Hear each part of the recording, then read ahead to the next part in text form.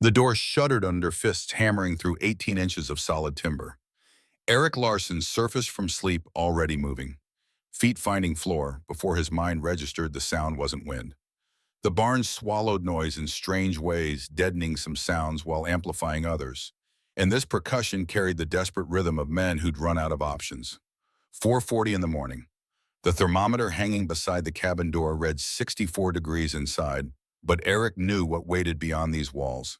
He'd checked the outer barn thermometer at midnight when Storm started stamping in his stall 43 below zero, and the wind had been building ever since. Ingrid sat up in the darkness, one hand already reaching for Clara between them. Their daughter slept on 7 years old and trusting in the warmth that surrounded her. Storm's bulk pressed it against the north wall of the cabin, 1,500 pounds of draft horse breathing slow and steady in the space where most folks would have kept a dresser. The animal's presence had seemed mad 3 hours ago when Eric led him through the connecting door. Now it felt prophetic. The pounding came again, weaker this time. Eric pulled on boots and moved through the cabin into the main barn area. His hands found the timber crossbar in total darkness. He'd walked this path so many times the last 3 months that his body knew every board, every nail, head, every irregularity in the packed earth floor. The bar lifted. The door swung inward on hinges Eric had greased just yesterday, and cold poured through the opening like something liquid and alive. 5 shapes stumbled past him. Ice crusted their eyebrows and beards in thick white masses. Their clothes stood stiff with frost. Thomas Whitmore came last, leading 2 horses, whose heads hung low with exhaustion, ice balls the size of walnuts hanging from their whiskers. "Get inside." Eric's voice carried no questions, no judgment, just the flat acknowledgement of emergency. He helped Thomas muscle the horses toward Storm's stall, where the big draft horse nickered soft and low, the sound carrying more welcome than any human greeting could have managed. The wagon horses crowded in close, 3 animals, sharing space designed for one, but they stood quiet and grateful for the shelter. Behind them in the cabin, Ingrid was already moving. Eric could hear her stoking the fire, setting the coffee pot, pulling blankets from the trunk. When he came back through the connecting door, Mary Whitmore sat wrapped in a quilt, tears freezing on her cheeks, even in the cabin's warmth. Her 3 sons huddled by the stove, John at 16 trying to look brave, Samuel at 13 not bothering to hide his shaking, and Thomas Jr. at 9 with blue lips and eyes that had seen too much for one night. Thomas Whitmore stood in the center of the cabin, turning slowly, taking in the impossible arrangement. The animals visible through the open stall doors, the hayloft spanning overhead, the steady warmth rising from bodies and breath, and the barn's massive thermal mass holding heat like a battery. His voice came out rough, scraped raw by cold, and something deeper. "We wouldn't have made it another hour." He wasn't looking at Eric when he said it. His gaze kept moving around the space, cataloging details, understanding, dawning like a man waking from fever dreams, to find the world rearranged. Finally, his eyes met Eric's, and whatever pride had armored Thomas Whitmore through 11 Montana winters cracked clean through. "You were right. I was wrong. It's that simple." Eric shook his head, reaching for the coffee pot Ingrid held out. "You weren't wrong to have concerns. You were just thinking about normal winters." Thomas accepted the tin cup, both hands wrapped around its warmth. "This is a normal winter. It's just that most normal winters are trying to kill you, and we forget that when we have a couple easy years." The wind chose that moment to scream past the barn's outer walls, a sound beyond howling or whistling. The noise hit a sustained pitch that made the timber framing creak, and Clara woke with a small cry that she quickly swallowed. John Whitmore's face went tight at the sound, and Eric saw the calculation in the boy's eyes measuring how close they'd come, how many minutes they'd had left. Later, when the coffee had gone around twice and the Whitmores had thawed enough to feel their extremities again, Thomas spoke quieter, meant for Eric alone, though everyone in the small space could hear.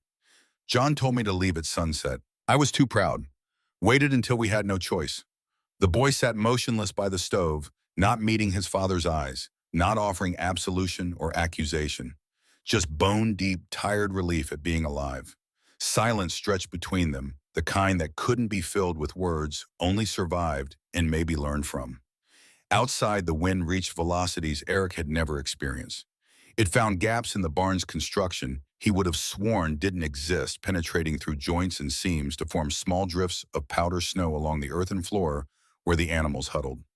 The chickens pressed together in a mass of feathers on their roost 8 birds, occupying the space where 2 normally slept. Bessie the milk cow stood with her head low and eyes half closed, conserving every scrap of energy. The sheep had wedged themselves into the southwest corner wool coats, providing insulation their wild ancestors had needed to survive storms exactly like this one. But alive. All of them alive, and that it was what mattered. Eric checked the cupula vents at first light, though calling it light was generous. The sun rose into a sky the color of old iron, barely visible through horizontal sheets of ground snow, driven by wind that hadn't slackened since midnight. 2 of the 4 ventilation ports showed ice buildup, where warm barn air met atmosphere cold enough to freeze water vapor instantly. He'd never seen that before, never imagined cold so intense it could overwhelm the temperature differential between inside and out. He adjusted the vents, closing them halfway, balancing air quality against heat retention. The barn's design relied on constant fresh air circulation to prevent moisture buildup and keep the livestock healthy, but surviving the next few days meant bending every rule until the wind broke. The storm held through that day and into the next. Time lost its normal structure, marked only by the routine of feeding animals and checking temperatures, keeping the cabin stove fed enough to cook meals without wasting precious fuel on warming space the barn's thermal mass already heated. Eric burned through wood at a rate that would have seemed impossible before 2 full cords in the first 48 hours, but he'd have burned 6 in a regular cabin for the same warmth. On the second afternoon movement outside the barn's south-facing door, Eric saw it through the small window he'd installed for exactly this purpose, a shape staggering through the ground blizzard barely visible even at 20 yards. He opened the door to find Jacob Miller, the German carpenter, who'd warned him about fire hazards back in August, leading his wife and 3 children in a human chain, each person gripping the coat of the one ahead. They'd made it half a mile from their own homestead before Jacob realized the return journey would kill them all. So he turned north instead, toward the one place in the Teton River Valley he knew would be standing against this cold. The barn now held 15 humans, 3 horses, 1 milk cow, 2 sheep, and 8 chickens in a space that shouldn't have been able to contain this much life. Men slept in the barn area on straw they'd spread over the earthen floor. Women and children crowded the cabin, bodies packed close on the floor around the stove. The air grew thick with breath and body heat and the rich animal smell that Margaret Reed had worried about back in the spring, but nobody complained. That evening, with the wind still howling and no end in sight, the men gathered in the barn area, while the women put the younger children to bed. Jacob Miller sat with his back against one of the massive stone support pillars, the 8-foot-tall, double-thick walls that formed the barn's foundation, and gave the structure its tremendous thermal mass. My grandfather used to tell stories. Back in the old country, before good houses, people and animals lived together winters. Not because they wanted to, because both survived that way. Then we got civilized, forgot. How many died relearning things their grandparents knew? Eric was checking Storm's water bucket, making sure ice hadn't formed despite the barn's warmth.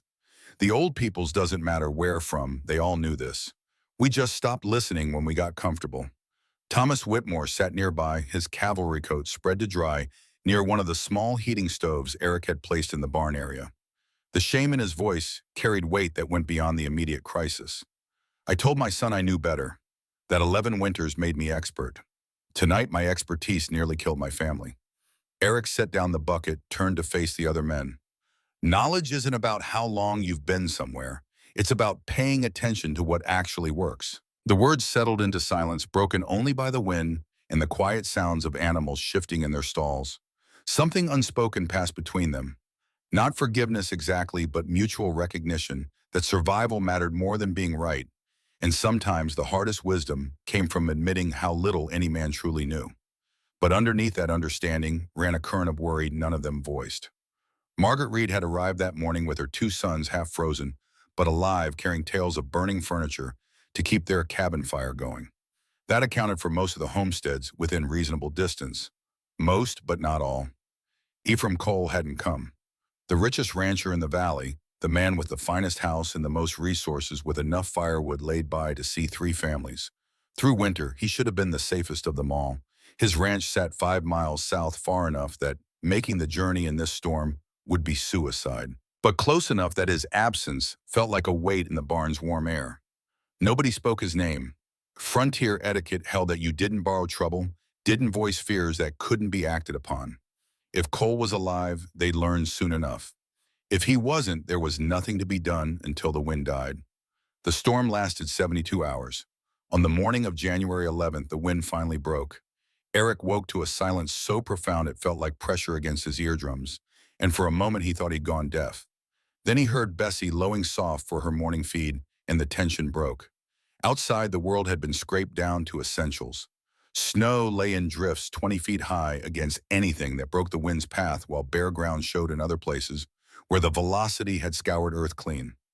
The temperature had moderated to 23 below, still brutal, but survivable with proper precautions. The sky arched overhead in crystalline blue, the air so clear and cold it seemed to ring like struck metal.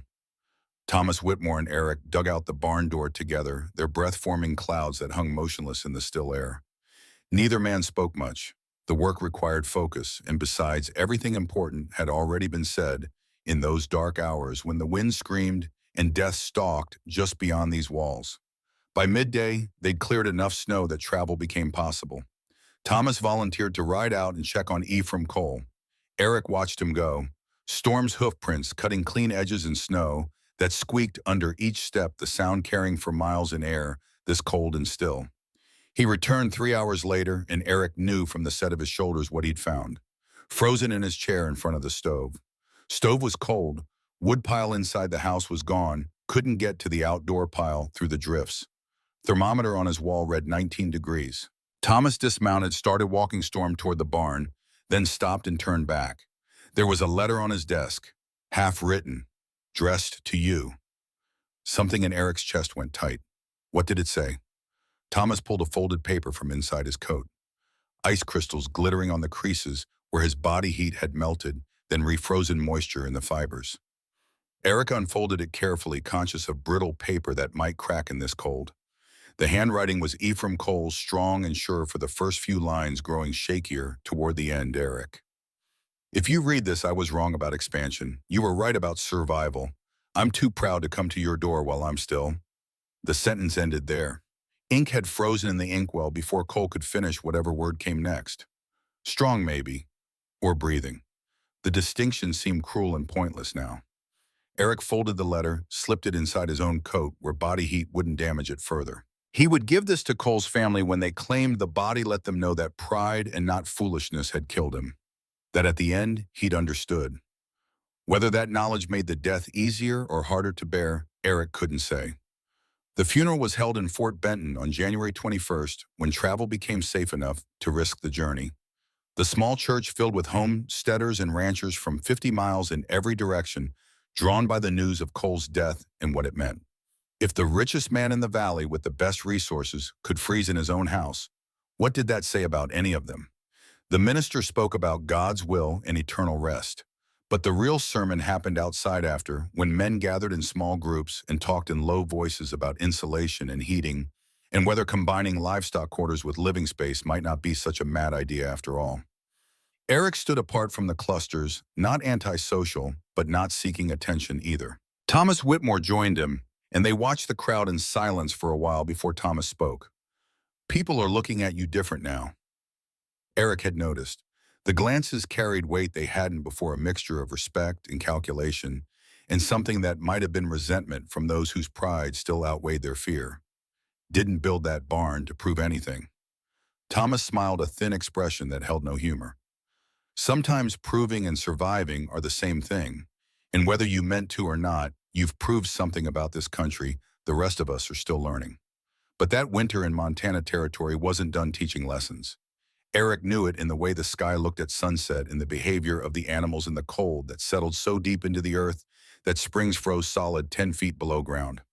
January's storm had been violent and brief. February promised something different, a slow, grinding cold that would test endurance rather than shock, that would separate those who'd adapted from those who merely survived. The barn worked. That truth had been validated by blood and near death in Ephraim Cole's unfinished letter. But spring lay 2 months distant, and every day between now and thaw carried the potential for disaster. Fire, disease, structural failure under the weight of ice and snow. And beyond the immediate physical dangers, Eric sensed a shift in how the community regarded him. Some looked to him now for guidance they'd never sought before. Others resented the implicit criticism his success carried if his design worked where theirs struggled. What did that say about their choices, their judgment, their understanding of this land they'd claimed? He thought about the letter sometimes late at night when he couldn't sleep, despite the barn's warmth. What word had Ephraim Cole been reaching for in those final moments? What completion had he sought before the ink froze and the cold took him? Strong seemed likely. A man like Cole would have wanted to die on his own terms to acknowledge your error without admitting defeat. But Eric suspected the truth might have been simpler, more human. Breathing maybe, or afraid. The kind of raw honesty that comes when all pretense gets burned away and only truth remains. February arrived with temperatures that never rose above zero. The barn maintained its steady internal warmth, the animals providing enough heat that Eric rarely needed to fire the cabin stove, except for cooking. Clara had stopped being frightened by Storm's presence in their living space and had started sneaking him carrot pieces when she thought her parents weren't watching. Ingrid caught her at it once, and instead of scolding, she'd help the girl cut the vegetable into proper horse-sized chunks. Like Noah's Ark, Ingrid said one evening, all the creatures together. Eric had been checking the hay supply in the loft, calculating whether they'd make it through to grass without running short. Her words pulled him back to the moment, and he looked down at his family wife and daughter sitting warm and safe, while a draft horse dozed 6 feet away, and chickens muttered on their roost, and Bessie chewed her cud with slow contentment. The old stories got some things right. What things? That the ones who survived weren't necessarily the strongest or the smartest, just the ones who paid attention when the water started rising.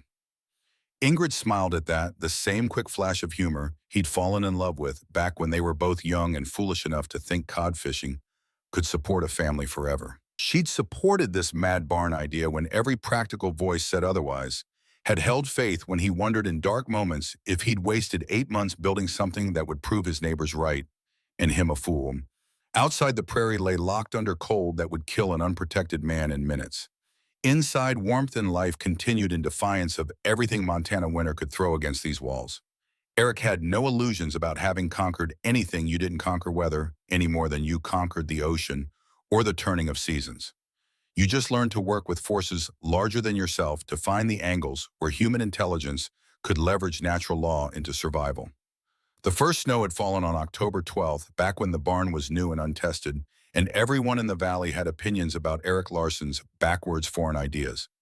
Now, as February deepened and the cold showed no sign of breaking, those opinions had shifted. Not completely. There were still plenty of homesteaders who'd rather freeze than admit a Norwegian immigrant might understand Montana winters better than men who'd been here a decade. But enough had changed that Eric noticed when he rode into Fort Benton for supplies. Men nodded to him who'd barely acknowledged his existence before. The clerk at the general store asked questions about ventilation systems and thermal mass. A rancher from up near Choteau pulled him aside to sketch barn designs in the dust on the counter, asking if Eric thought the principle would work on a larger scale. Word was spreading, and with it came something Eric hadn't expected and wasn't entirely comfortable with, a reputation as a man who'd figured something out, who possessed knowledge others needed. He'd never sought that position, had built his barn to keep his family alive through winters that had nearly killed them the first year. That other people might benefit from what he'd learned seemed good. Right even, but the weight of their attention felt like pressure he hadn't signed up for.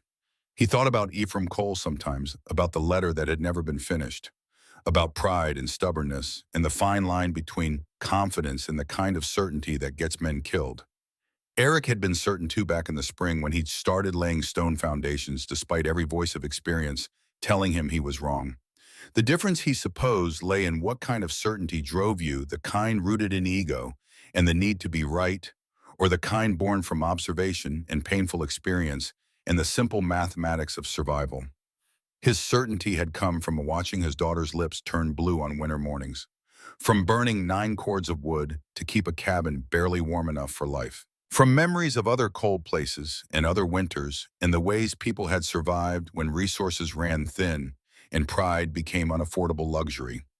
Cole's certainty had come from 18 years of Montana experience and the assumption that what had worked before would work forever. Between those two kinds of knowing lay the difference between a barn full of living people and a frozen man in a chair.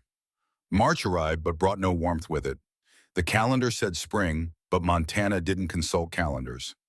Eric had learned that his first year when snow fell in May and confused the hell out of the crops he'd planted too early. The old-timers had laughed not unkindly and told him you couldn't trust seasons this far north. You had to watch the land itself read the signs in how the animals behaved and when the ice started rotting on the rivers. He watched now, paying attention to details others might have missed. The way Storm's winter coat started to loosen around mid-March, dead hair coming out in his hands when he groomed the big gelding. How Bessie's milk production increased slightly even though her feed hadn't changed some internal response to lengthening days that her body recognized before any thermometer registered warming. The chickens laid a few more eggs per week, and the sheep grew restless in their corner, wanting movement and space they couldn't yet safely have. Small signs, but they added up to a message: winter's grip was weakening, even if the temperature didn't show it yet. Another month, maybe 6 weeks, and the real thaw would come. They'd made it. The barn had done what Eric designed it to do, and his family would see another spring. Ingrid asked him one evening in late March when they sat together after Clara had gone to sleep and the barn lay quiet around them whether he thought they'd expand someday. Add on more space, maybe separate structures, connected like Jacob Miller was planning. He considered the question, watching Storm's ribs expand and contract with each sleeping breath. Maybe, but not the way Cole suggested. If we need more space, we'll build another structure and connect it. Keep everything integrated. Keep everything sharing heat. The neighbors have stopped calling you crazy, she observed. Eric smiled in the darkness. They're just calling me lucky now.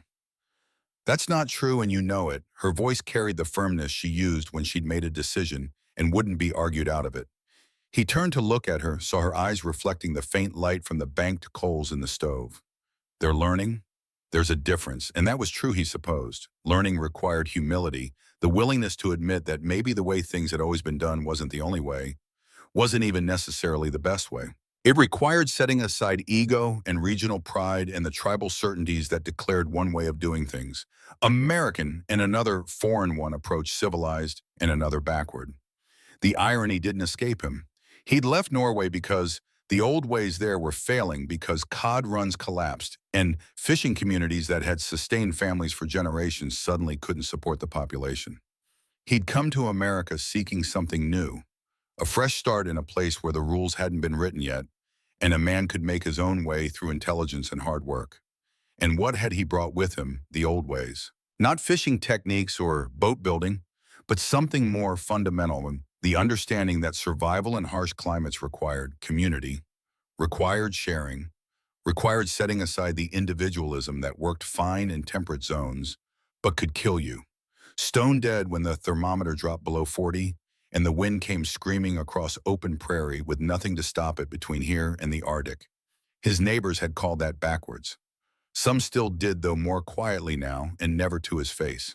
But Eric understood something they were just beginning to learn. There was no backward or forward when it came to staying alive. There was only what worked and what didn't, and pride had no place in that calculation. Outside, the March wind carried a different quality than January's had. Still cold enough to kill the careless or unprepared, but the edge had dulled. The air didn't crack quite so sharp when you breathed it. Snow that fell now would melt within days instead of piling into drifts that lasted months. Inside, the barn held its warmth the way it had all winter, the massive stone walls and careful insulation, and the simple physics of shared body heat, creating an environment that defied the season outside. In another month, Eric would open the cupel events full and let spring air flow through. In 2 months, he'd likely let the livestock out to graze the new grass. In 3 months, the whole arrangement would seem almost unnecessary, and people would forget how desperate things had been when the wind screamed and the cold tried to murder anything warm-blooded enough to register on its radar. But Eric wouldn't forget. He'd remember that first winter in the cabin, burning 9 cords of wood and nearly losing his daughter to hypothermia despite the fire. He'd remember Thomas Whitmore pounding on the door at 4:40 in the morning with his family minutes from freezing. He'd remember Ephraim Cole's unfinished letter and the lesson it carried about the cost of certainty. And when winter came again, as it always did in Montana, he'd be ready. Not because he'd conquered anything or proven anything or demonstrated superiority over his neighbors, just because he'd paid attention to what worked, had been willing to learn from sources others dismissed, and had built something that aligned with reality instead of fighting against it. The barn wasn't backwards. It was just older than the assumptions most folks brought with them when they came west, expecting this country to bend to methods that worked back east or down south or wherever they'd learned what they thought they knew about farming and ranching and surviving winter. Montana didn't care what had worked somewhere else. Montana had its own rules written in stone and cold, and the bones of men who thought they knew better. Eric had learned those rules the hard way through experience and observation, and the kind of failure that doesn't give you a second chance to get it right. He'd gotten it right on the first try, and that luck, if you wanted to call it luck, though Ingrid was right that it wasn't, had kept 15 people alive through weather that killed one of the most experienced ranchers in the territory. Spring would come eventually, the snow would melt and grass would grow, and the whole brutal cycle would reset itself, giving everyone another 8 months to forget how bad it could get when nature decided to remind them who was really in charge. But for now, in the last days of March 1884, Eric Larson sat in a barn wrapped around a cabin in the Teton River Valley of Montana Territory, 37 miles south of the Canadian border, and felt the satisfaction of a man who'd built something that worked exactly as he'd intended. Not through luck or divine intervention, or the kind of genius that set people apart, but through simple attention to principles older than nations, to wisdom carried in memory, from cold places where survival required cooperation between humans and animals, between the living and the elements that would kill them, given half a chance. The thermometer inside the cabin read 66 degrees, outside 12 below zero. And nowhere in that differential lay anything resembling magic or mystery, just thermal mass and dead airspace, and the patient application of knowledge that predated the very concept of Montana Territory by thousands of years. Eric stood checked on Storm one last time, confirmed that Bessie had water, and the chickens were settled, and the sheep hadn't gotten into anything they shouldn't. Routine movements now as familiar as breathing, the nightly ritual of ensuring everything under his care made it through one more dark stretch to morning. Tomorrow he'd ride into Fort Benton and pick up supplies. People would ask questions, and he'd answer them honestly, sharing what he knew, because hoarding knowledge in a place this hard seemed like the kind of sin that mattered more than whatever the preachers went on about on Sundays. After that, home to continue the slow countdown towards spring and the promise of another year earned through attention and effort, and the willingness to look foolish if foolishness might save your family's life. The wind picked up outside, but the sound had lost its menace. Just air moving across landscape, natural and indifferent and survivable if you respected what it could do and built accordingly. Eric lay down beside Ingrid, felt her warmth against his side, heard Clara's soft breathing from where she slept, and let the barn's embrace do what it had done every night since October. Keep them alive. Keep them warm. Keep them whole until winter finally admitted defeat and slunk back north to wait for another turn.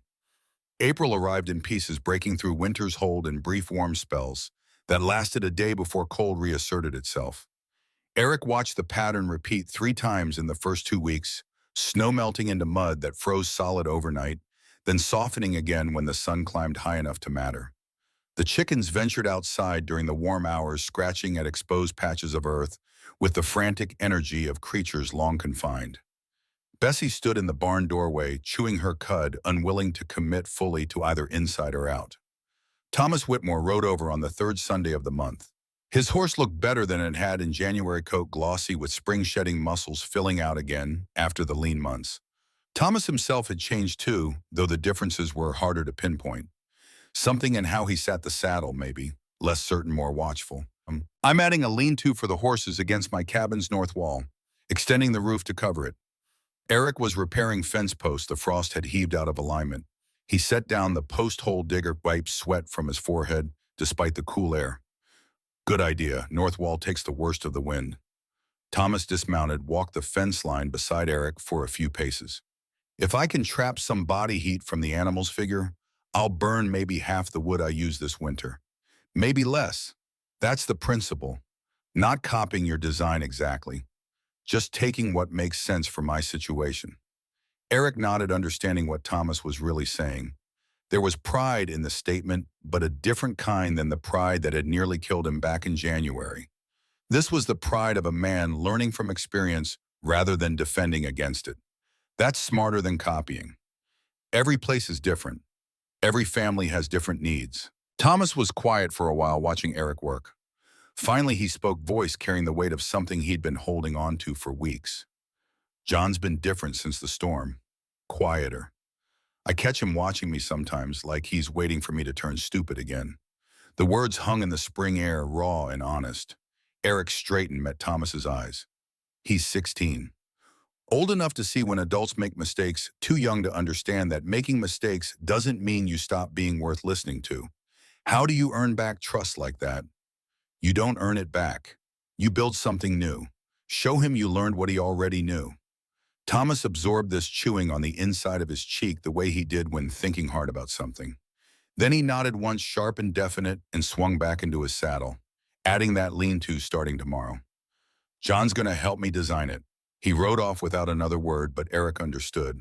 Some conversations ended not because everything had been said, but because enough had been spoken that the rest could be worked out in action. Jacob Miller's approach came differently.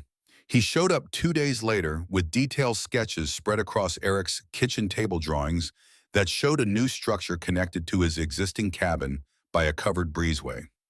One side designated for family living space, the other for livestock, with a connecting passage allowing movement between them without exposure to weather. Taking your principle, but adapting it. I can't tear down my cabin and rebuild from scratch, so I work with what I've got. The plan showed careful thought. Jacob had considered drainage, ventilation, fire barriers, expansion capability. All the concerns he'd raised back in August now addressed through design rather than dismissed as reasons not to try. This'll work. Maybe work better than mine in some ways. You've got separation for when you don't need the heat, but connection when you do. Jacob traced a finger along the breezeway on his drawing. My sons helped with these plans.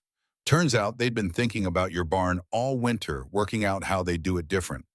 Kids see things sometimes we miss because we're too busy protecting what we already know. That's good design work. You should build it. Planning to start as soon as the ground thaws enough to dig foundation trenches. They spent an hour going over details, Eric offering suggestions drawn from his own construction experience, Jacob explaining his reasoning for choices that differed from Eric's approach. By the time Jacob rolled up his drawings, both men understood something had shifted between them. The teacher-student dynamic that might have formed never materialized. Instead, they'd become collaborators, each bringing different knowledge to a shared problem. What you did building that barn, it wasn't just about the structure. You gave the rest of us permission to think different about how things have to be done here. Eric felt uncomfortable with the praise, shifted his weight from foot to foot. I just remembered something old and applied it somewhere new. Jacob smiled, but his eyes stayed serious. That's what every good idea is. People forget that innovation usually means connecting things that were separate before not inventing from nothing.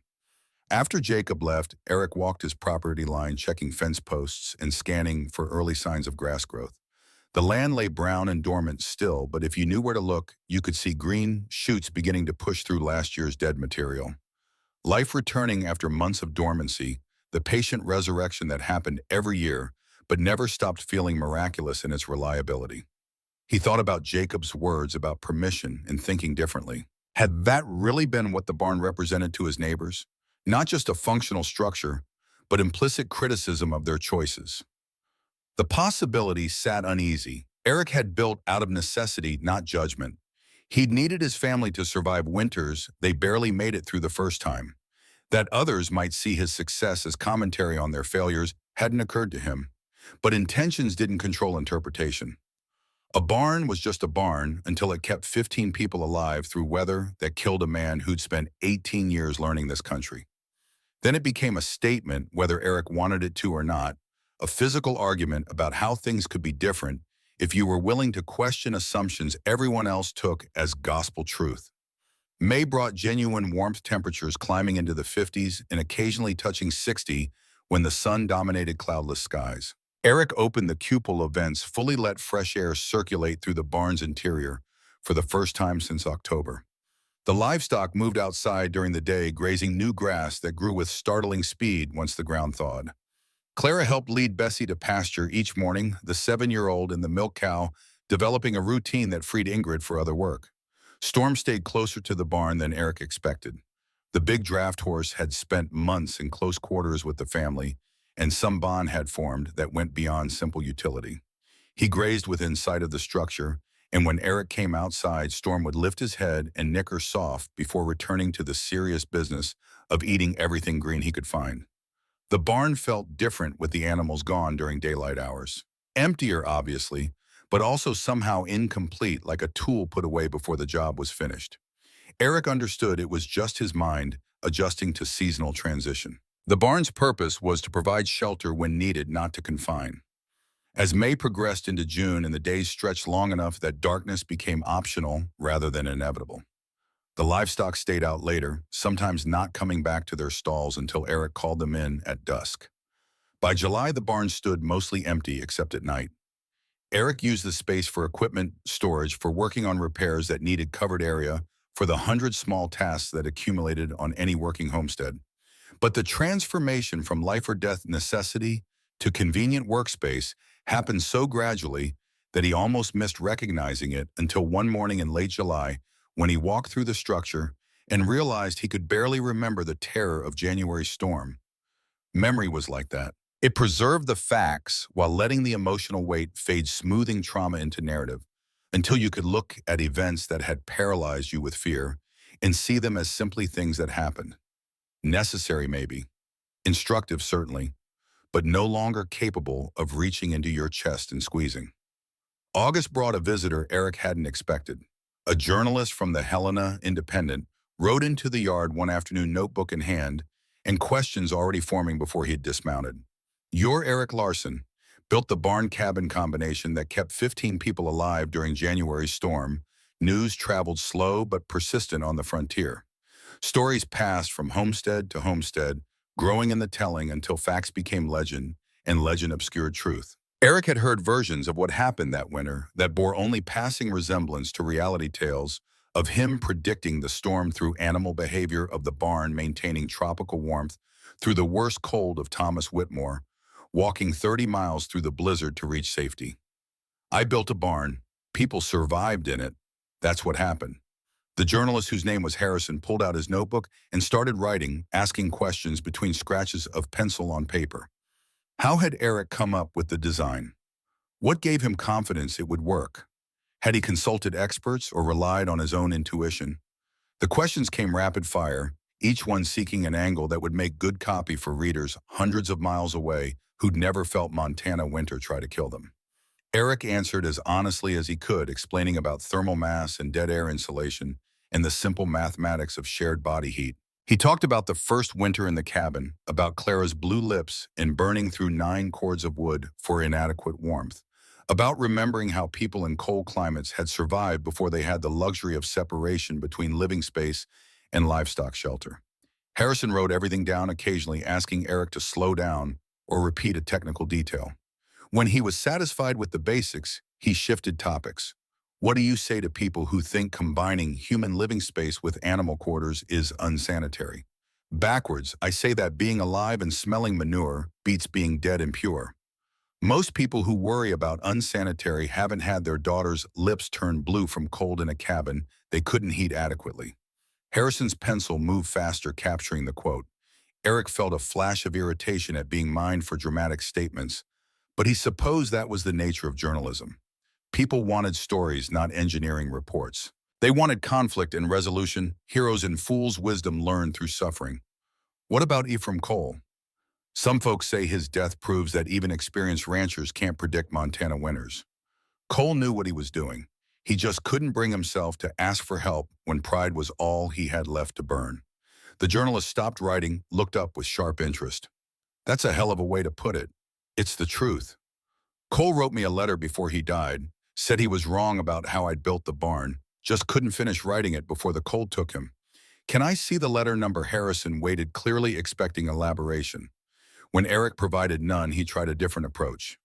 "Why not? Because it belongs to his family, not to readers in Helena who want to feel superior to a dead man's mistakes." Fair enough. They talked for another hour, walking through the barn while Eric explained construction details and design principles. Harrison took notes, steadily, occasionally sketching rough diagrams when words failed to capture spatial relationships. By the time he packed away his notebook, the sun sat low in the west, and the livestock were drifting back toward their evening stalls. This'll run in about 2 weeks. I'll make sure you get a copy of the paper. I'd appreciate that. Harrison mounted his horse, then paused as if debating whether to say something. Finally, he leaned forward in his saddle. For what it's worth, I've covered homesteading stories across Montana and Wyoming for 5 years now. Talked to hundreds of settlers about how they're adapting to this country. Most of them tell me how they're changing the land to fit what they know from back east or down south. You're the first one I've met who talks about changing what you know to fit the land. That's backwards from how most folks think, but it might be the only thing that works long term. He rode off before Eric could respond, leaving the observation hanging in the evening air. Was that true? Had Eric really approached Montana differently than his neighbors? Or was Harrison just looking for a narrative angle that would sell papers? The article ran on July 12th, exactly when Harrison had promised. Thomas Whitmore brought the paper when he rode over later that week, the newsprint already worn from multiple readings. You're famous. Sort of. Eric took the paper, scanned the article. Harrison had been generous in his portrayal, emphasizing ingenuity while downplaying luck. The technical details were mostly accurate, though Harrison had simplified some explanations in ways that made them clearer for general readers but less precise for anyone who actually wanted to replicate the design. The important part came near the end. Mr. Larson's design, while peculiar in appearance, has proven remarkably effective. His fuel consumption is less than 1/4 that of comparable homesteads, and his livestock have maintained better health through winter months when most ranchers expect losses. It's accurate enough. Thomas leaned against the fence rail, watching Clara lead Bessie to pasture with the confidence of long practice. You've gotten 3 letters this week. I saw them at the post office when I picked up that paper. People asking questions, asking for building plans, detailed drawings. One fellow from up near Great Falls offered to pay you $20 for a consultation visit. Eric folded the paper, handed it back. I'm not in the consulting business. Maybe you should be. That barn saved lives. If other people can learn from what you figured out, seems like that knowledge ought to spread. I'll send drawings to anyone who asks. Free. This isn't secret wisdom. It's just old knowledge applied to a new place. Thomas smiled, the expression carrying something beyond simple amusement. You keep saying that like it makes what you did less impressive. But most folks can't see old knowledge when they're standing in a new place. They just see what they brought with them and figure that's enough. Over the next month, Eric received 7 letters requesting building plans. He spent evenings sketching detailed drawings, annotating them with notes about ventilation ratios and thermal mass calculations, and the importance of matching livestock selection to available space. Each set of plans took hours to complete properly, but he couldn't bring himself to charge for them. Ingrid asked about it one night while he worked on a particularly complex diagram showing how to integrate a hayloft over both livestock and living areas. You could ask for $5 per set of plans. These families can afford it, and you're spending valuable time on work that doesn't directly benefit us. If someone can't afford to build properly because they're spending money on plans, then I've just made their situation worse. The barn works. That's what matters. Getting more barns built that work matters more than getting paid for explaining how. She watched him work for a while, the lamplight casting shadows that made his hands look older than his 35 years. You're building something bigger than that barn. He looked up, not understanding. A reputation, a legacy. People are going to remember you as the man who figured out how to survive Montana winters without wasting resources. That's worth more than money, but it also comes with obligations you might not want. What obligations? To keep being that man. To keep having answers when people bring you questions. To be right more often than you're wrong, because now people are trusting their families' lives to what you tell them. The thought settled cold in his stomach. He'd never wanted to be an expert, a source of wisdom others depended on. He just wanted his family to survive winters that nearly killed them. That 15 other people had survived January's storm because of where they could take shelter didn't make him responsible for everyone else's safety. But Ingrid was right. Intentions didn't control consequences. He'd built something that worked when established methods failed, and now he couldn't unbuild that knowledge or the expectations it created. People would ask questions. They'd seek advice. Some would blame him if their attempts to replicate his success ended in failure, forgetting that local conditions mattered and that general principles required specific adaptation. I didn't ask for this. No one asked for the things that define them. They just happen, and you either grow into what's required or you break under it. The weight of her words pressed down on him like physical mass. This was the cost of success, he realized. Not just the barn standing and his family surviving, but the responsibility that came from demonstrating alternatives to accepted wisdom. You couldn't show people a better one without implicitly suggesting their current way might be inadequate. You couldn't save lives without creating expectations that you'd keep doing it. September brought the first serious frost temperatures, dropping into the 20s overnight before recovering to the 40s during the day. Eric started bringing the livestock back into the barn at night, reestablishing routines that had lapsed during summer's warmth. Storm walked into his stall like coming home, settling immediately into the rhythms they'd established through winter's hardest months. The barn's interior temperature held steady in the low 50s overnight, without any heating beyond what the animals provided. Eric burned no wood through September, except for cooking, and the small amount needed for that seemed almost wasteful compared to winter's demands. October repeated the previous year's pattern: early snow on the 12th that melted within days, followed by Indian summer that stretched into early November. Eric used the mild weather to complete repairs and preparations he'd learned were necessary the first year. Additional weather stripping around doors, checking the cupola vents for debris or damage, laying in extra hay because you never knew when early storms might cut off access to feed supplies. Margaret Reed visited in mid-October, bringing her two sons to see the barn firsthand. She'd read Harrison's article and wanted to understand what she'd witnessed in January, to see the structure with fresh eyes now that survival no longer clouded her judgment. "I owe you an apology." Eric was mucking out Bessie's stall routine work that needed doing regardless of visitors. "You already apologized back in January for doubting you then, but I need to apologize for doubting you now." He set down the pitchfork, gave her his full attention. "What do you mean I've been telling people that what worked for you might not work for everyone? That your situation was unique and they shouldn't assume they can just copy your design and get the same results?" I thought I was being helpful, adding caution, but I was really just protecting myself from admitting how wrong I was about the whole concept. "You weren't wrong to urge caution. Every situation is different. What works here might not work somewhere else." That's not what I was saying, though. I was saying people shouldn't try because trying means admitting they should have tried sooner. That's pride talking, not wisdom. Her honesty cut deep, showing the kind of self-awareness most people avoided, because looking clearly at your own motivations meant confronting all the ways you'd let fear or ego drive decisions you'd convinced yourself were rational. "Your boy's doing all right." Margaret's expression softened some of the tension, leaving her shoulders. "They're good. Strong. They ask me sometimes why we don't build something like your barn. I tell them maybe next year when we have more resources. But the truth is I'm scared. Scared it won't work for us. Scared people will judge me for copying someone else's design. Scared of 100 things that matter less than keeping them warm through winter." Eric understood fear. It was the most honest emotion a frontier settler could admit to, because this country gave you plenty of legitimate reasons to be afraid and punished you for pretending otherwise. Fear's not the problem. Acting like you're not afraid when you are, that's what gets people killed. Build what makes sense for your situation. If that's something like my barn, build it. If it's something different, build that. But build something, because another winter like last January will come eventually, and when it does, you want to be ready instead of proud.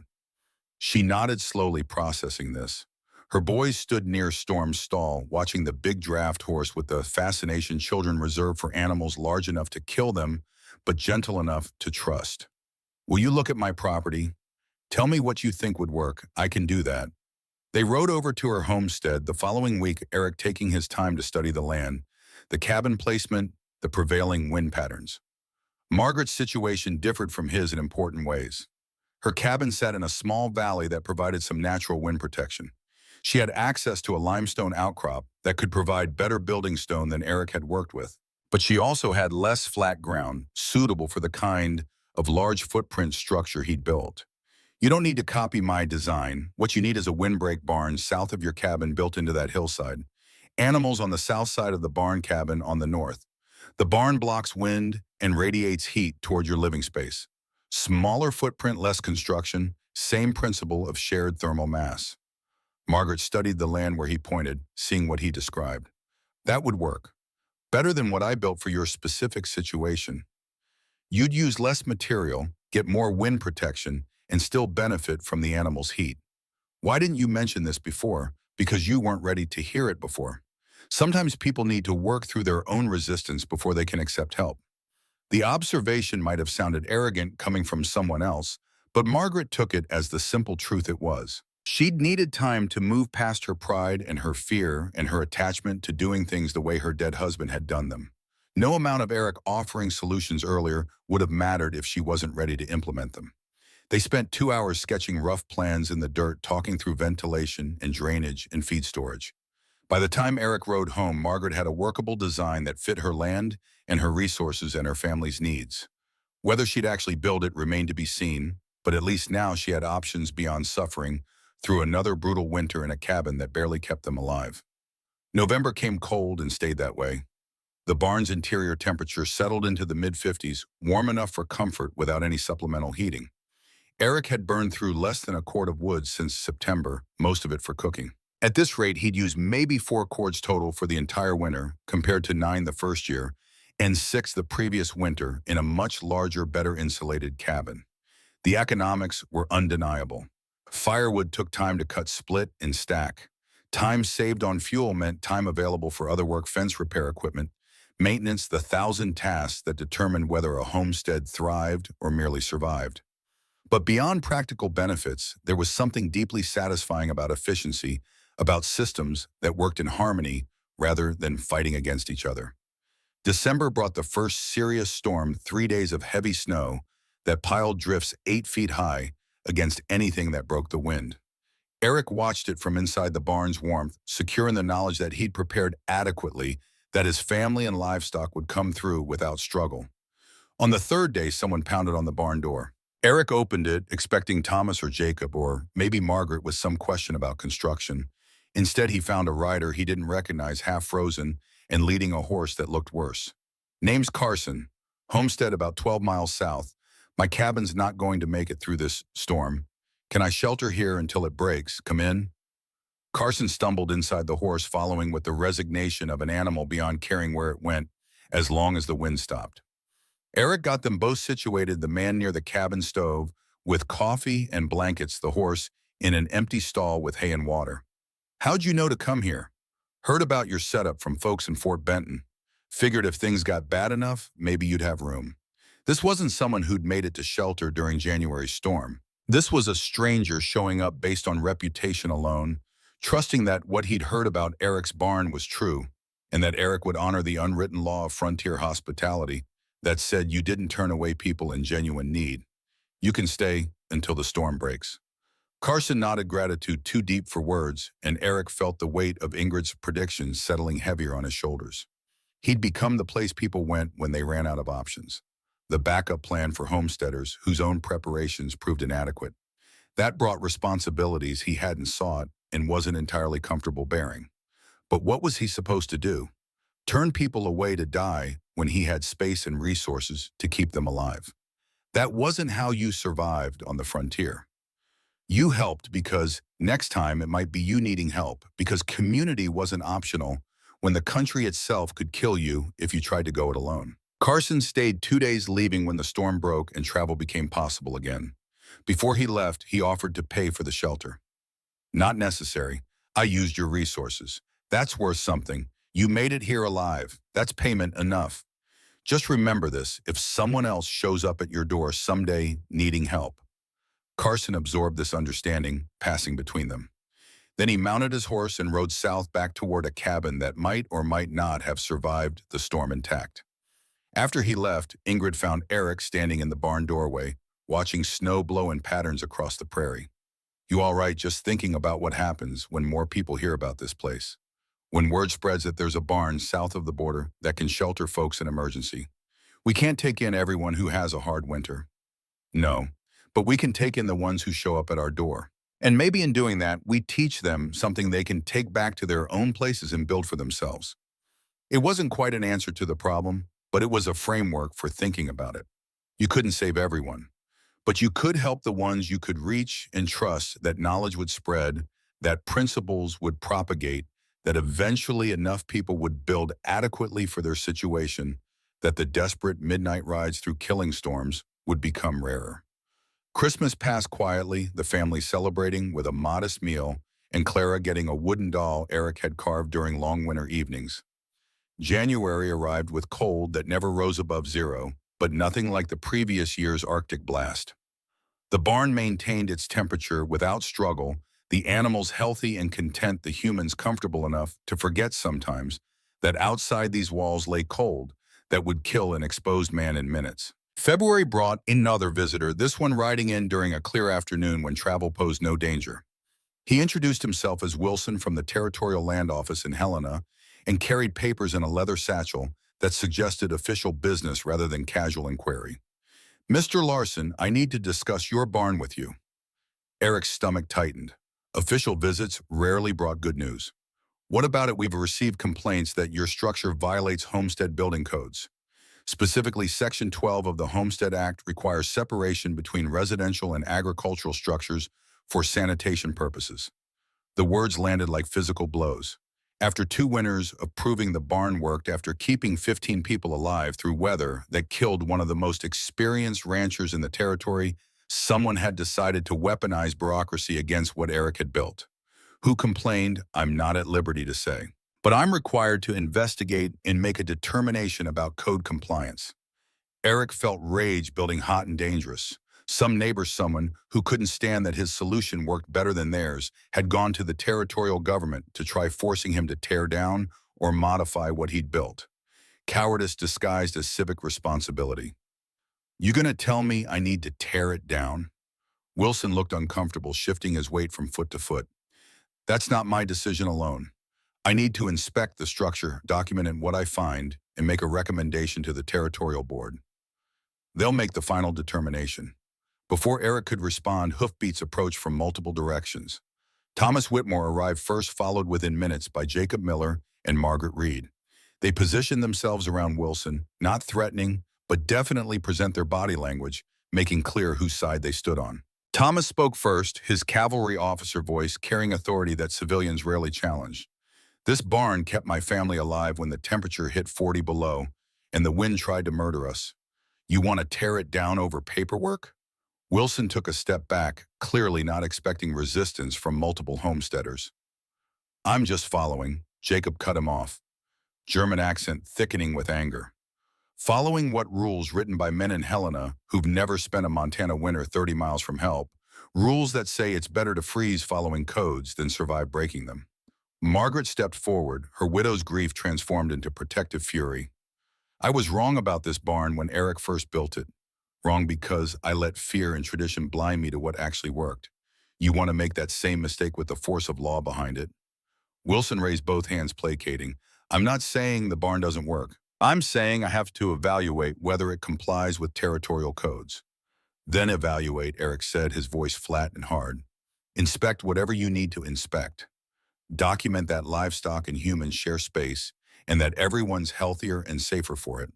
Write your report. But understand that if your board orders me to modify or tear down what keeps my family alive, I'll be building something new before their next meeting and daring them to do something about it."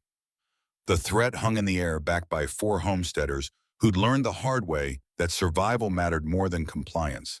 Wilson seemed to recognize he'd walked into something bigger than a simple code violation, that forcing Eric to change the barn would create exactly the kind of precedent territorial authorities wanted to avoid: open defiance, backed by community support. Let me complete my inspection. I'll make my report fair and accurate.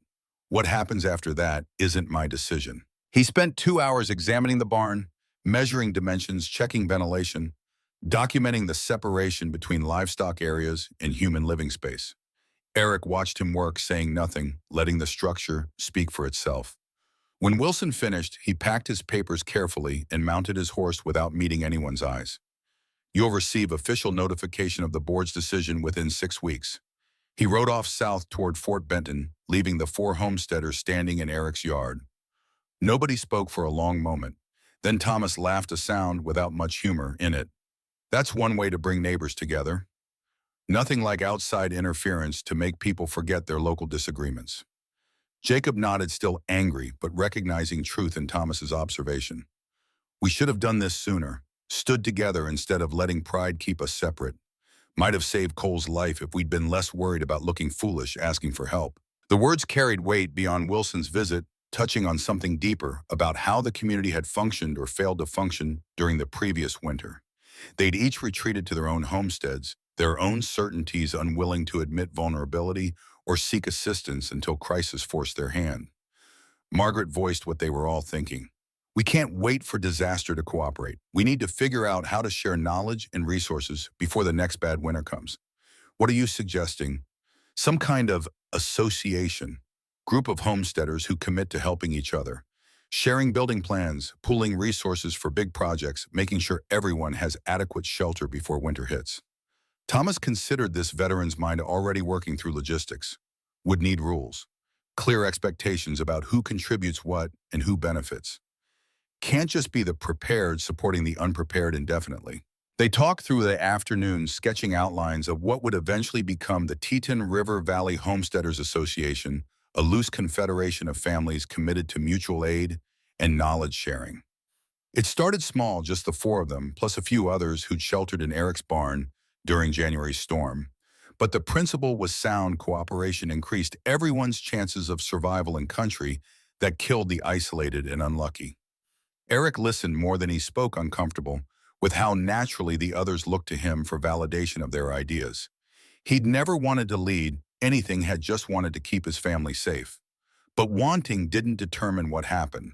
The barn had made him a reference point, whether he liked it or not, and now he had to decide whether to embrace that role or resist it. 6 weeks later, a letter arrived from the Territorial Land Office. Eric opened it with Ingrid looking over his shoulder, both of them prepared for the worst. The text was bureaucratic, informal, full of legal language that obscured meaning until the final paragraph. Upon inspection and evaluation, the structure located on Homestead, Claim 847-B, has been classified as experimental agricultural housing. No modifications required at this time. Annual inspections may be conducted to ensure continued code compliance. Ingrid let out a breath she'd been holding. They backed down. Or they decided fighting us wasn't worth the trouble. Either way, the barn stays. That night, lying in darkness with the familiar sounds of animals settling for sleep around them, Eric thought about what the letter really meant. Experimental agricultural housing, that was the territorial government's way of saying they didn't know what to do with what he'd built. It didn't fit their categories, so they'd created a new one rather than force it into existing frameworks that clearly didn't apply. Sometimes the best way to change rules was to break them so successfully that authorities had no choice but to acknowledge reality over regulation. Eric hadn't set out to prove anything to the territorial government, but he'd done it anyway simply by building something that worked better than approved methods. March brought the first real signs of spring geese flying north in ragged V formations, ice breaking up on the Teton River mud, appearing where snow had covered earth for 5 months. The barn had done its job, again keeping everyone safe and comfortable through another Montana winter. Eric had burned less than 4 cords of wood total, exactly as he'd estimated back in October. The Homesteaders Association met for the first time in April, 8 families gathering in Eric's barn to discuss plans for the coming year. Thomas had drawn up a charter outlining shared responsibilities and mutual obligations. Jacob had surveyed members' needs for construction projects. Margaret had compiled a list of supplies they could purchase collectively for better prices. Eric mostly listened, offering technical advice when asked, but letting others drive the planning. This was their association as much as his, their commitment to cooperation and shared survival. He'd sparked it by building the barn, but what they made of that spark would determine whether the association became something lasting or just another well-intentioned idea that fell apart when tested by hardship. By the time the meeting ended, they'd committed to helping 3 families build improved winter housing before the following October. They'd arranged bulk purchase of lime for whitewashing and metal roofing materials. They'd established a schedule for sharing equipment that was too expensive for individual families to own, but that everyone needed occasionally. Small steps, but they pointed towards something larger, a community that might actually function as community rather than just a collection of isolated homesteads that happened to share geography. After everyone left, Eric walked the fence line in gathering darkness, Storm following along inside the pasture like he'd done since the weather warmed. The big draft horse had become less tool and more companion over the long winter, and Eric found himself talking to the animal more than he probably should. We built something, Storm. Not sure what exactly, but something bigger than just keeping warm. People are watching now, expecting things. That's the price of getting it right when everyone else got it wrong. Storm nosed at his shoulder, warm breath fogging in the cool evening air. The horse didn't care about associations or reputations or the weight of expectations. He cared about hay and water and the familiar routine of barn and pasture. Simple needs simply met. Eric envied that simplicity while knowing he couldn't return to it. The barn had changed things, changed him, changed how his neighbors saw themselves and their relationship to this unforgiving country. You couldn't unknow what you'd learned, couldn't unprove what you demonstrated. You just had to carry the knowledge forward and hope it led somewhere worth going. The years stacked up like cordwood, each one marked by harvest and snowbirth and death, the slow accumulation of experience that transformed newcomers into old-timers.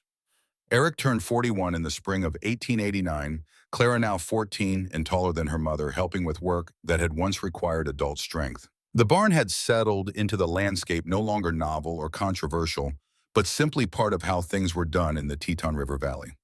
3 more families had built variations on Eric's design. None copied it exactly, each adapted the principle to their specific land and needs and resources. Jacob Miller's breezeway structure worked so well that 2 other homesteaders replicated his approach rather than Eric's.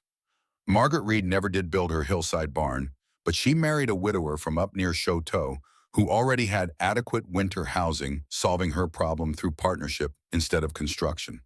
The Homesteaders Association had grown to 23 families, meeting quarterly to share knowledge and coordinate bulk purchases.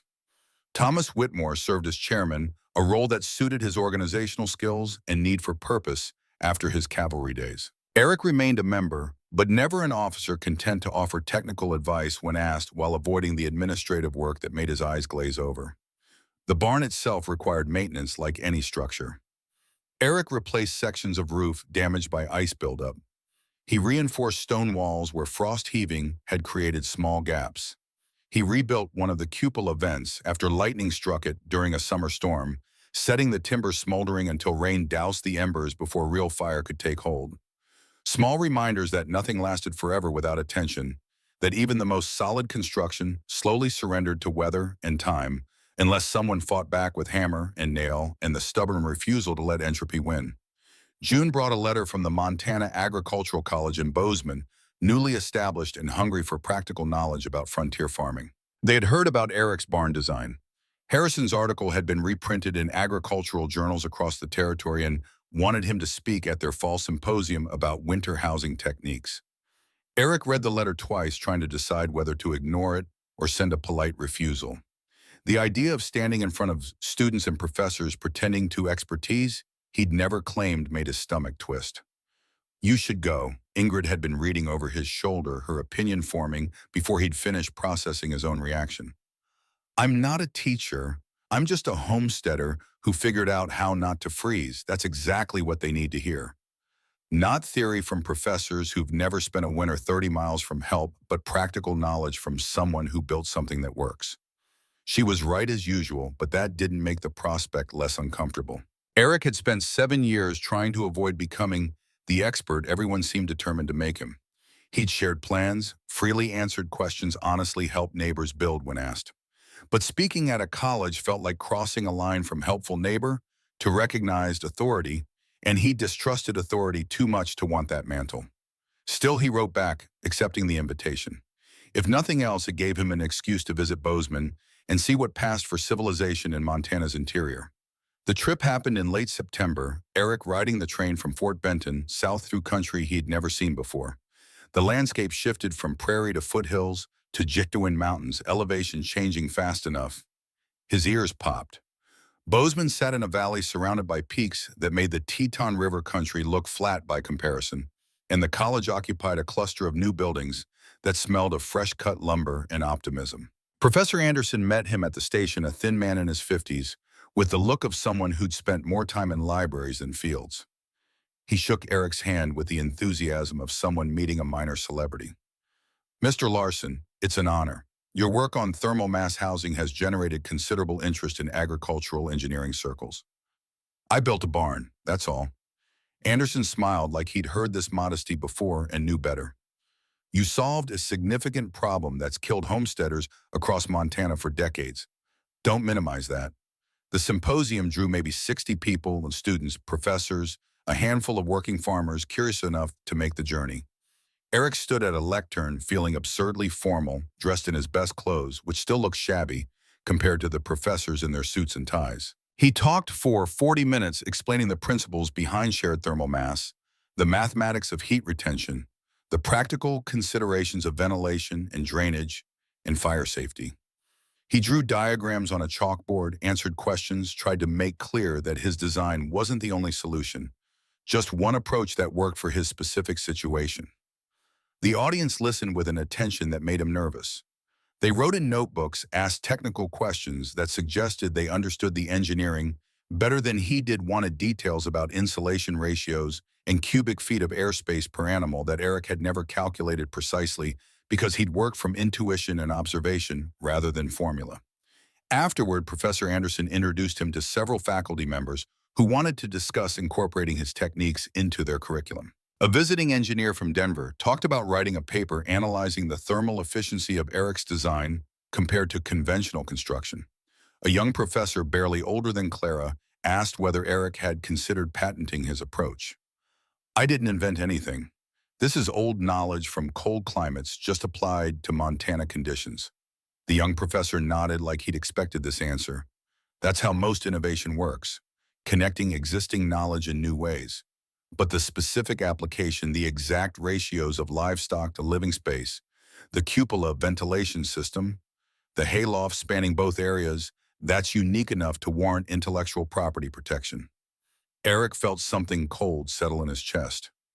Patents meant lawyers and fees, and claiming ownership over ideas he'd freely shared for 7 years. It meant telling people they couldn't build what he'd taught them without permission or payment. That violated everything he believed about how knowledge should work on the frontier. I won't patent it. Anyone who wants to build something similar should be able to without asking me first or paying me anything. The professor looked disappointed but not surprised. That's admirably principled, but it means others could patent variations and prevent you from helping people build what you pioneered. Let them try. I'll keep sharing plans and they can waste money on lawyers. Anderson intervened before the conversation could grow more heated. Mr. Larson, perhaps we could discuss this over dinner. The college would be honored to host you this evening. They ate at a restaurant fancier than anywhere Eric had been since leaving the coast years ago. The food was good, but unfamiliar preparations that seemed designed to disguise rather than enhance what you were actually eating. He missed Ingrid's simple cooking, the honest flavors of meat and vegetables prepared without pretension. Anderson wanted to know everything where Eric had learned construction techniques, what had given him confidence his design would work, whether he'd consulted with engineers or relied solely on trial and error. The questions probed deeper than Harrison's, had seeking to understand not just what Eric had built, but how he thought about problems. You approach challenges differently than most homesteaders I've interviewed. You seem to start from the assumption that conventional wisdom might be wrong rather than treating it as gospel to be followed. Eric considered this, turning his water glass in slow circles on the white tablecloth. I watched people fishing cod off the coast back home. Every year the catch got worse, but they kept fishing the same grounds, the same ways their fathers had. They'd rather fail doing what they'd always done than succeed trying something different. I didn't want to be those men. So when I got to Montana and saw everyone building the same kind of cabins and complaining about burning too much wood, it seemed obvious to ask whether there might be a better approach. And you found one by looking backward instead of forward, by remembering how people in cold climates survived before modern construction. Not just backward, sideways too. I watched how the Blackfeet set up winter camps when they came through the valley, how they arranged their lodges to share heat and block wind.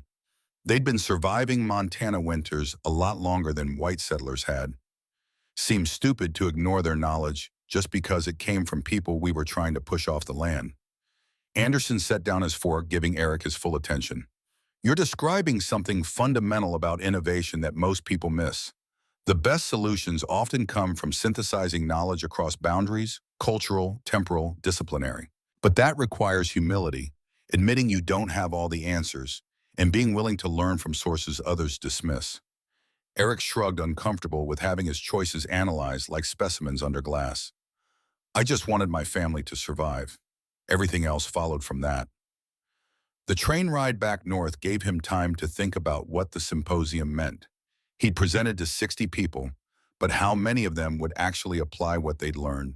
How many would reduce his hard-won practical knowledge to formulas and footnotes, abstracting away the desperation and fear and bone-deep cold that had driven him to build something different? And what about the patent question? The young professor had been right that others might try to claim ownership over variations on Eric's design, might try to prevent him from helping people build adequate shelter. But fighting that would require lawyers and money and time Eric didn't have, and more importantly, didn't want to spend on legal battles when he could be doing actual work. He decided to let it go. If someone wanted to patent barn designs, let them waste their time on paperwork, while Eric kept building and teaching and sharing. Knowledge worked best when it flowed freely, when it could be adapted and improved by anyone who needed it. Trying to control that flow through patents and ownership seemed like fighting against the nature of how ideas actually spread.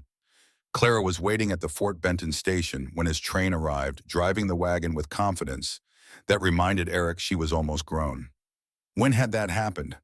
Seemed like yesterday she'd been 7 years old and frightened by Storm's presence in the cabin, and now she handled the big draft horse's successor with easy competence. How was the symposium? Awkward. A lot of people asking questions I don't have good answers for. Did you tell them anything useful? I told them what works. Whether they use it is up to them. They drove home through autumn afternoon light that turned the prairie grass gold shadows stretching long from every rise and depression in the land. Clara talked about what had happened while he was gone. Bessie had finally died of old age. The new milk cow was still adjusting to the barn. One of the chickens had gotten out, and Storm's replacement had nearly stepped on it before Clara intervened. Normal life, the steady accumulation of small events that mattered more than symposiums or patents or reputation.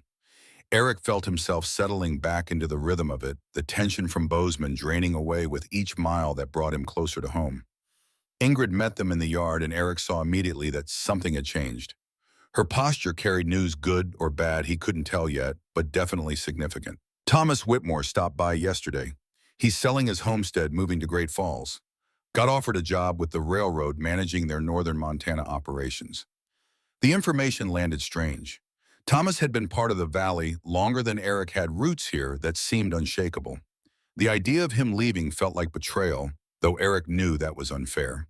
People moved for work, for opportunity, for reasons that had nothing to do with the communities they left behind. Did he say why money mostly? The railroad's paying 3 times what he makes ranching, and Mary's tired of isolation. She wants to be somewhere with more than one store and a church that meets more than twice a month. Can't blame them for that. But later, alone in the barn, checking on the animals, Eric felt the loss more sharply. Thomas had been the first skeptic to admit error, the first to seek shelter during January's storms 7 years ago. His conversion from doubter to believer had given Eric's design credibility nothing else could have provided. And beyond that, Thomas had become a friend in the careful way frontier men allowed themselves friendship through shared work and mutual respect rather than emotional displays. The Whitmores left in early October, their departure, marked by a gathering at Eric's barn where 20 families came to wish them well. Thomas gave a short speech thanking everyone for what he'd learned in the valley, acknowledging mistakes and growth, and the hard wisdom that came from nearly dying because pride overrode sense. Eric Larson saved my life twice. Once by opening his door, once by showing me that admitting you're wrong doesn't make you weak. It makes you capable of learning. That's a lesson I'm taking to Great Falls and everywhere else life leads me. They shook hands, and Eric saw moisture in Thomas's eyes that neither man would acknowledge with words. Then the Whitmores climbed into their loaded wagon and rolled north toward the railroad and whatever future waited there. After they left, Jacob Miller stood beside Eric, watching the dust settle. Strange how things change. 7 years ago, we thought you were crazy. Now we're losing our best neighbor because he learned too well that there are better opportunities elsewhere. You think the association will survive without Thomas running it? It'll have to. We can't stop adapting just because one person leaves. That's the whole point of what we built, that the community matters more than any individual. The winter of 1895 brought the coldest temperatures Eric had recorded since the barn's construction. Not another January '84 storm, but steady, brutal cold that held below zero for 6 straight weeks, never warming enough during the day to even pretend it thaw. The barn performed flawlessly, maintaining comfortable temperatures, while Eric burned through maybe 5 cords total, but other homesteads struggled. Two families who'd built conventional cabins and tried to tough it out ended up abandoning their claims in February, admitting defeat and heading south to warmer climates. The association helped 3 families that were on the edge, bringing them food and firewood and offering temporary shelter in barns designed to handle extra capacity. Eric took in a family of 4 for 2 weeks when their cabin chimney collapsed and they had nowhere else to go. The Johnsons were newcomers, arrived just the previous spring, and they'd built exactly the kind of inadequate structure Eric had lived in his first winter. They simply didn't know better, hadn't been here long enough to understand what Montana cold could do.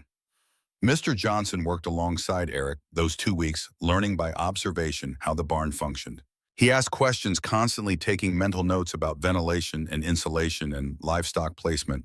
When the association helped him rebuild his chimney and reinforce his cabin, he incorporated lessons from Eric's design, not copying it outright, but adapting principles that made sense for his smaller operation. You've probably saved more lives with this barn than most doctors manage in their whole careers. Eric was feeding Storm the comment, catching him off guard. Doctors cure people who are already sick. All I did was build shelter that works. Same thing in the end. People alive who'd be dead otherwise. Maybe so, but Eric couldn't quite accept the comparison. Doctors studied for years, learned complex knowledge that required intelligence and dedication. Eric had just remembered how his people survived winters back in the old country and applied those memories to new circumstances. Nothing fancy or difficult about it, just paying attention to what worked. Yet the Johnsons weren't the only newcomers who showed up that winter needing help. The valley was growing, new families arriving every year, drawn by cheap land and the promise of opportunity. Most came from places where winter meant rain and mild temperatures, where 30 degrees felt cold and zero was an abstraction they'd never experienced. They built cabins suitable for Virginia or Tennessee or Ohio, then discovered Montana didn't care what worked back east. The association did what it could, sharing knowledge and resources and physical shelter when necessary. But Eric worried about scale. They could help a few families each winter, maybe 10 or 15 if things got really bad. But what happened when 50 families needed assistance? 100. The valley couldn't support that many people without better housing, better preparation, better understanding of what this country demanded for survival. He brought this up at the spring association meeting. 20 families gathered in what had become their regular meeting space, Eric's barn, which could accommodate large groups more easily than anyone's cabin. We're treating symptoms instead of preventing problems. Every winter, we help families who built inadequately, and every spring, more newcomers arrive, making the same mistakes. We need to get ahead of this somehow. Jacob Miller, who'd taken over as chairman after Thomas left, nodded agreement. Suggestions: make plans available at the land office. Anyone filing a homestead claim gets a packet of building designs suitable for Montana winters. Not just my barn, all the variations people have built that work. That requires cooperation from the territorial government. They're going to want to endorse specific designs, maybe not endorse, but make available. Call it educational materials. They can disclaim any responsibility while still putting knowledge in people's hands when they need it most. Margaret Reed's new husband, Samuel, raised a hand. What about building code? If the territory provides official plans, does that mean other designs violate regulations? Eric felt familiar, frustration rising. Always the complications, the legal tangles, the tendency for simple solutions to spawn complex problems. Then we make it clear these are suggestions, not requirements. Examples of what's worked for others, not prescriptions for what everyone must do. They debated for another hour, eventually agreeing that Jacob would approach the land office with a proposal to include housing recommendations in homestead documentation. Whether it would work remained uncertain, but at least they were trying to solve problems before they became emergencies. May brought a writer Eric hadn't seen in almost a decade, Harrison the journalist who'd written the Helena Independent article back in '85. He looked older, grayer, but his notebook was the same, and his hunger for stories hadn't diminished. Mr. Larson, I'd like to do a follow-up article. 10 years later, how's the barn working? What's changed in the valley? What have you learned since we last talked? Eric's first instinct was to refuse. He'd never sought attention, and Harrison's article had brought more of it than he wanted.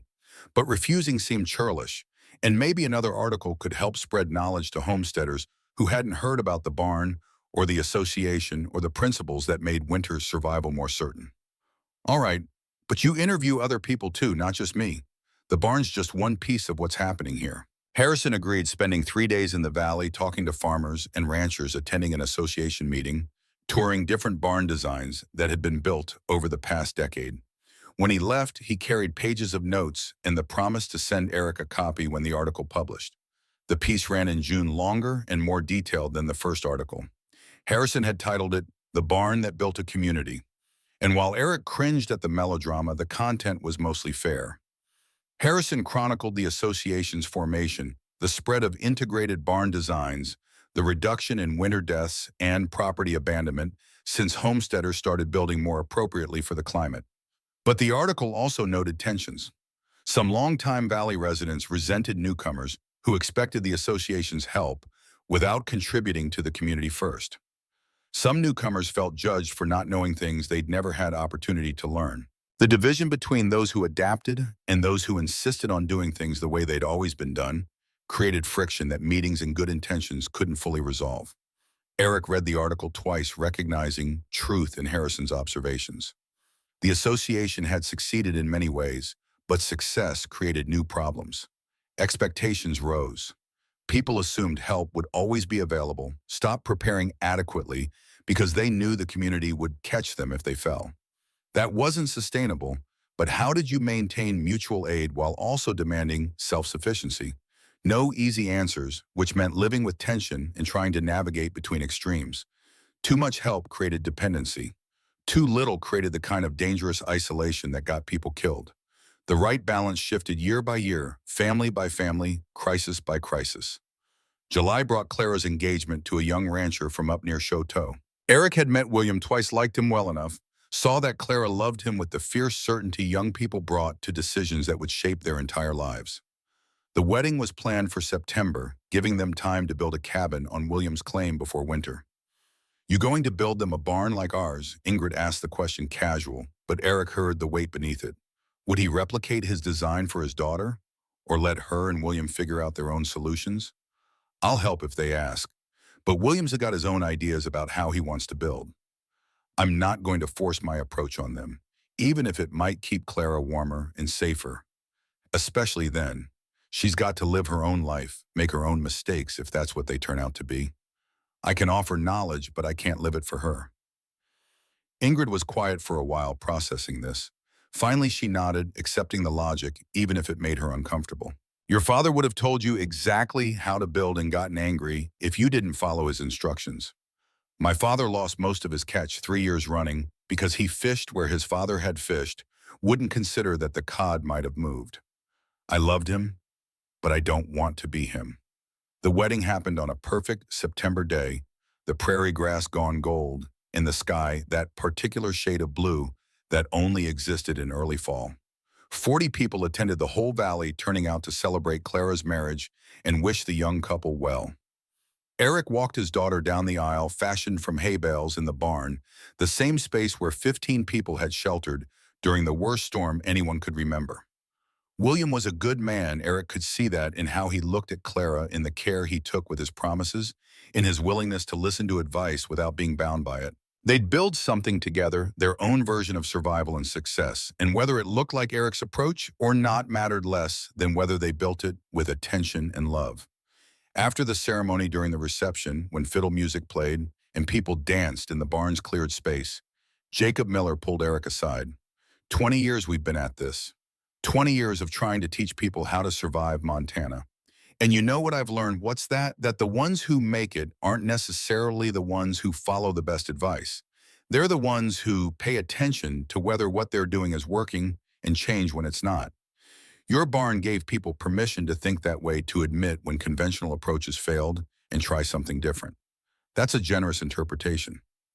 It's the truth. You didn't just build shelter. You built an example of adaptive thinking that matters more than the specific design. Eric wanted to dismiss this as excessive credit, but he couldn't quite manage it. Maybe Jacob was right. Maybe the barn's real legacy wasn't the structure itself, but the permission it gave people to question assumptions, to look for solutions outside narrow definitions of how things had to be done. The years continued their steady march. Eric turned 51 in 1899, Clara had her first child the following spring, and the barn stood solid as ever, weathering its 17th winter without major problems. Small repairs or routine maintenance, the occasional replacement of worn components, but the core structure remained sound. The valley had grown to over 80 homesteads, now nearly triple what it had been when Eric first arrived.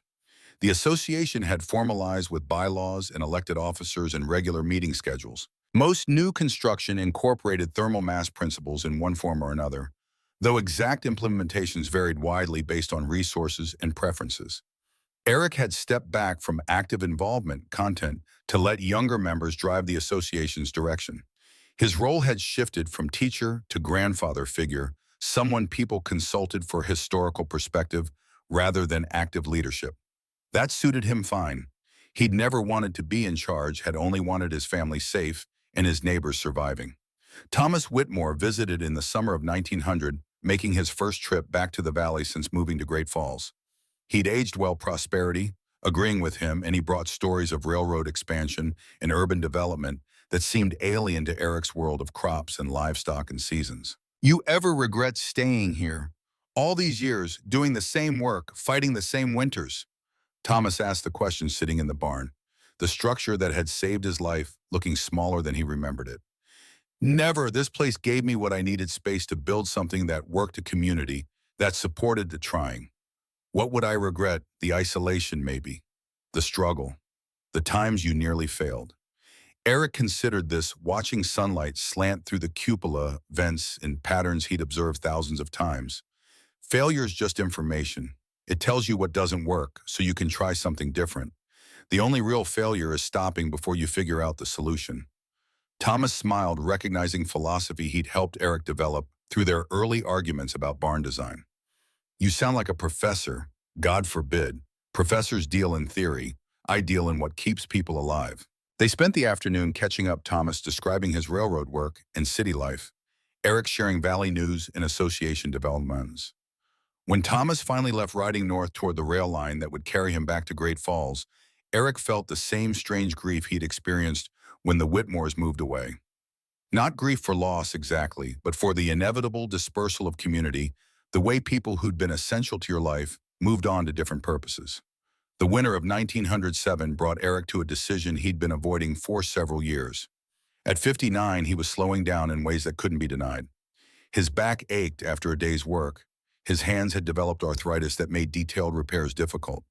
He tired more easily, needed more rest, understood with increasing clarity that his years of hard physical labor were numbered. "I want to build a separate house, bigger with proper bedrooms for when Clara and William visit with the grandchildren. We can keep the barn cabin for livestock and storage, but move our primary living space somewhere more comfortable." Ingrid had been expecting this conversation, had probably been waiting for him to admit what she'd already accepted.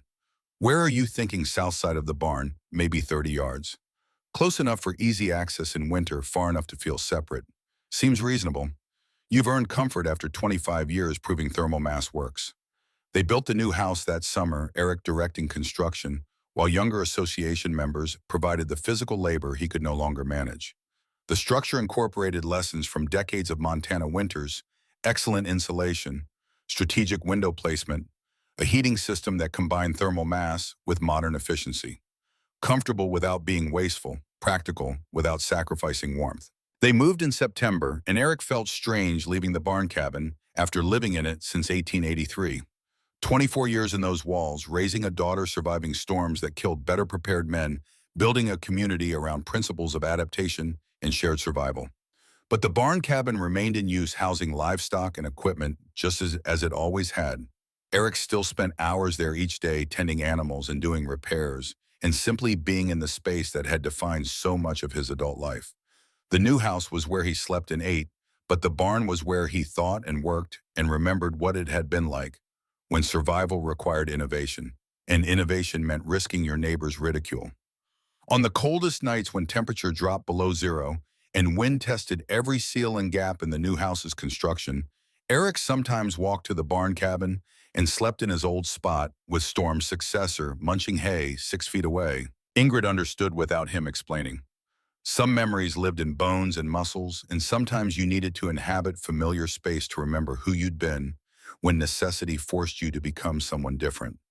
January 1919 brought influenza to the valley, the pandemic that killed millions worldwide, finding its way to isolated Montana homesteads through traveling salesmen and returning soldiers.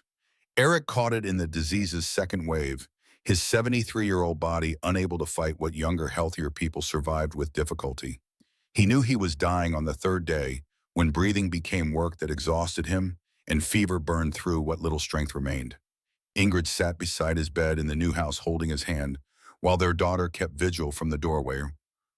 Her own children kept away for fear of infection. The barn still standing. Eric meant it as observation, but it came out sounding like question. It'll stand another 100 years. You built it solid, not the point. Point is that people know now. Know they can build different and if conventional doesn't work. Know they can question how things have always been done and try approaches that seem backwards until they prove they're not. You taught them that, by example, which is the only teaching that matters. He wanted to argue to insist he'd just built shelter and everything else was people reading too much into practical necessity. But arguing required breath he didn't have, and besides, Ingrid was probably right. The barn had taught lessons he never intended it to teach, had become symbol and methodology, and proof that adaptation mattered more than tradition. On the fourth day, Eric's temperature spiked past 104. He drifted in and out of consciousness, aware of Ingrid's presence, but unable to focus on her words. In lucid moments, he thought about the barn about January 1884, when Thomas Whitmore pounded on the door at 4:40 in the morning, about the satisfaction of building something that worked exactly as intended. He died on January 17, 1919, 73 years old, survived by his wife and daughter and 3 grandchildren, in a barn that had sheltered more people through Montana winters than he'd ever counted. The funeral drew over 100 people, nearly every family in the valley, plus former residents who made the journey back to pay respects. Thomas Whitmore came from Great Falls, 78 now, and moving carefully but determined to honor the man who'd saved his life and taught him that pride killed more surely than cold. He gave the eulogy voice, still carrying command authority, even if his body had grown frail. Eric Larson didn't save my life once. He saved it twice. First, by opening his door in January 1884, when my family had minutes left. Second, by teaching me that pride is a luxury Montana winter can't afford. He showed all of us that admitting you're wrong doesn't make you weak, it makes you capable of learning. That was the best kind of American he could be, someone who brought wisdom from the old country and made it work in the new, who shared knowledge freely and built community through example rather than preaching. They buried Eric in the Valley Cemetery, a small plot on a hillside with view of the Teton River. The barn cabin was visible from there, stone walls standing solid against winter sky, and that seemed right. Let him rest where he could see what he'd built, physical and otherwise. The barn itself outlived Eric by 28 years. It served the Larson family through the 20s and 30s, Clara and William eventually buying the property and operating it as working ranch. The structure weathered the Dust Bowl, survived economic depression, provided shelter through winters that tested every building in Montana. Lightning finally claimed it in 1947, striking during a summer storm and igniting the hay stored in the loft. The timber portions burned before anyone could respond, flames consuming wood that had stood for 64 years. But the stone walls, those massive double-thick walls Eric had laid so carefully in the summer of 1883, remain standing. They stand still, visible from Montana Route 89, about 37 miles south of the Canadian border. Larson Ranch operates there now, run by Eric's great-great-grandchildren, who never knew him but inherited his practical approach to survival and adaptation. The stone foundation has been stabilized, reinforced, and turned into a local landmark that draws curious visitors and architecture students studying vernacular building techniques. In winter, when wind screams across the prairie at 60 miles per hour and temperature drops to 40 below, you can stand next to those stone walls and feel warmth radiating from thermal mass that's held heat for over a century. Not from fire, the last fire died in 1947, but from memory, from the principle that some things built right hold their purpose long after their original function ends. The barn's legacy persists in less visible ways.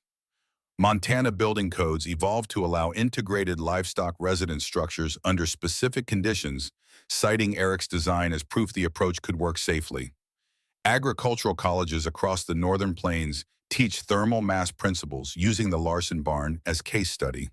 Homesteaders associations formed on the barn's model operate throughout the state mutual aid organizations that help families survive harsh country through cooperation rather than isolation. Books have been written about the barn, academic studies in analyzing its engineering and cultural impact.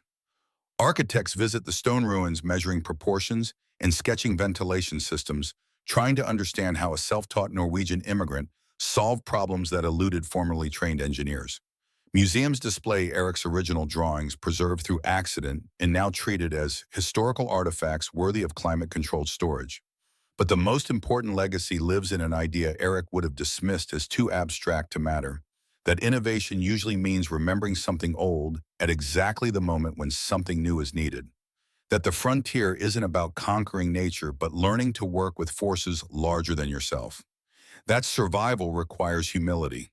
The willingness to admit conventional wisdom might not fit current circumstances.